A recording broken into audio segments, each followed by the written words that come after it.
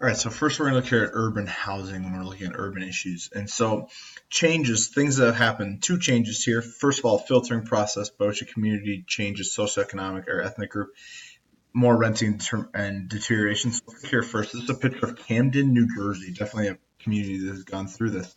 And so you just see this is a pretty desolate block, obviously, with built out windows and things like that. So what you've seen is that when filtering happens, is you have basically people leaving, and the white flight would be an example of this, and it could be for racial reasons, but also could be for other reasons. When you have people leaving an area and then people falling into it, they see an opportunity, and it's usually a different ethnic group, could be a different socioeconomic status. And what has happened with that is then when the first initial batch of people leave, what we've seen happen over time is that usually leads to more of a renting. And when you have more renting, that leads to usually a deterioration of the buildings itself because renting, people don't care about it as much. Now, the other thing that's happened in urban areas is just the rise of gated communities. Rise of gated communities as people wanting basically to protect themselves from what you see in urban areas. If you go to wealthier urban areas, you'll see a lot of gated communities, as opposed to in not as wealthy urban areas, you won't see as many of gated communities because people are trying to basically prevent themselves from being the issues of what you see up there with filtering. Now, urban housing loans can also be difficult, whether this is because of cycles of poverty, whether this is for a lot of different reasons. Something that is now illegal that used to take place was redlining, where they literally would not give loans to people, anybody in the area.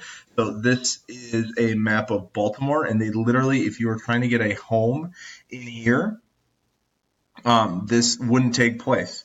Banks would not give you loans if you were in there. They didn't care about who the individual was. It just also happened to be that most often this was minority neighborhoods as well. Redlining is now illegal, but you still see some of the similar problems with that because, again, what's the number one value of your home price?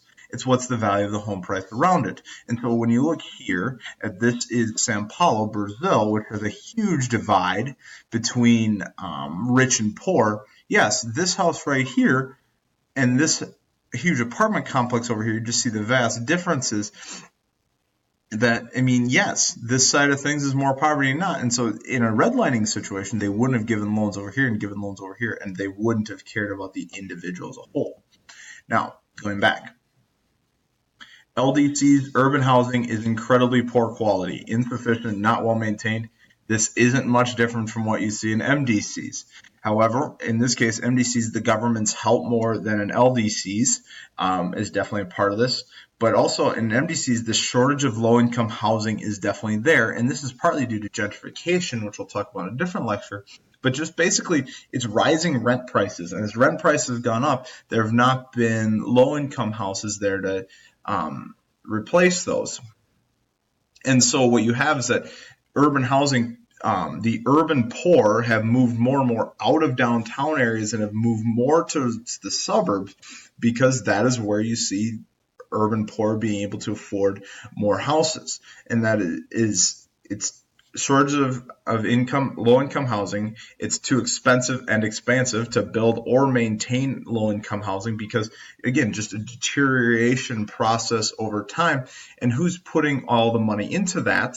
The government will put some, NGOs will put some, but in the end, the private citizen has to put in some as well, and they're low income by definition. So what you have, no, I didn't, is you have more and more urban poor moving to the suburbs, and in the cities, you start to see those condos getting built up until the urban poor are getting pushed more and more into the suburbs. Definitions you should remember from the slide: filtering, redlining as a whole, and then just the general concept of more and more of the urban poor being pushed into the suburbs.